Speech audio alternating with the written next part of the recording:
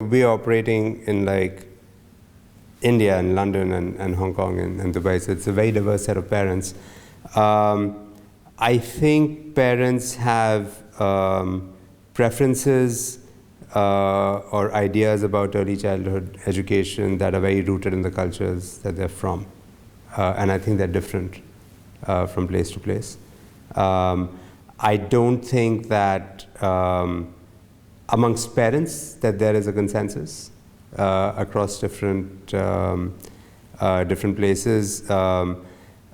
In general, though, I think parents everywhere that we are, they're very focused on school readiness, but they also want to make sure that the children have fun.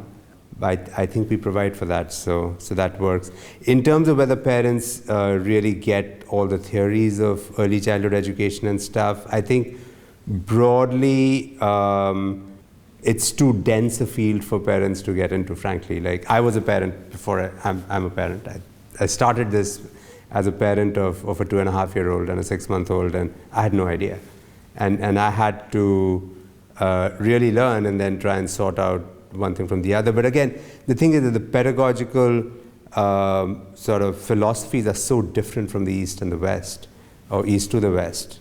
And I don't think that there has been a lot of high quality sort of outcomes-based research done on the impact of different pedagogies in terms of controlled environments. So,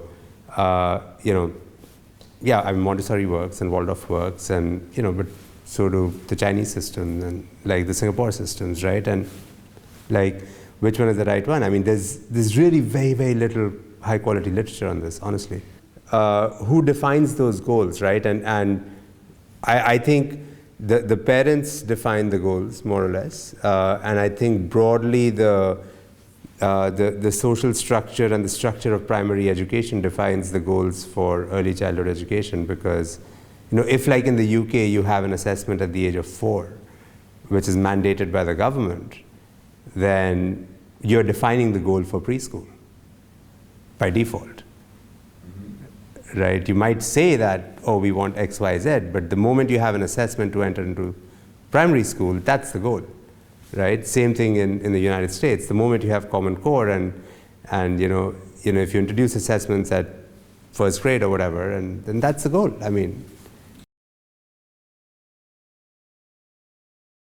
our theme is consistent. I mean, our theme, and the parents appreciate it and like it, which is that we know as early childhood practitioners that the importance of play, the importance of social emotional development, ensuring that the child is happy and fulfilled and able to learn, and learning through play. At the same time, we recognize the tension that you spoke of, the pressure of ensuring that the children are hitting the academic development goals. And we've spent the better part of 3 years designing a curriculum that enables children to achieve those academic goals through play without realizing that they're actually learning. So it's not like, okay, you need to be able to spell 3-letter words. It's more like, oh, you will be able to spell 3-letter words because of all of this play that you're doing. Because we're doing it by the way, we're doing it in the process of playing.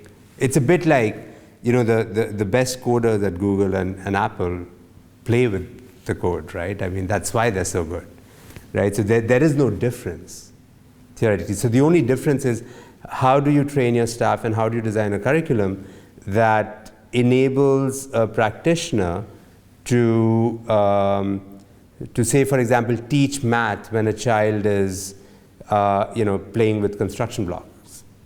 Right, so the child might be stacking blocks, and that's an opportunity for the teacher to teach addition or subtraction or whatever that goal might be, and that's doable.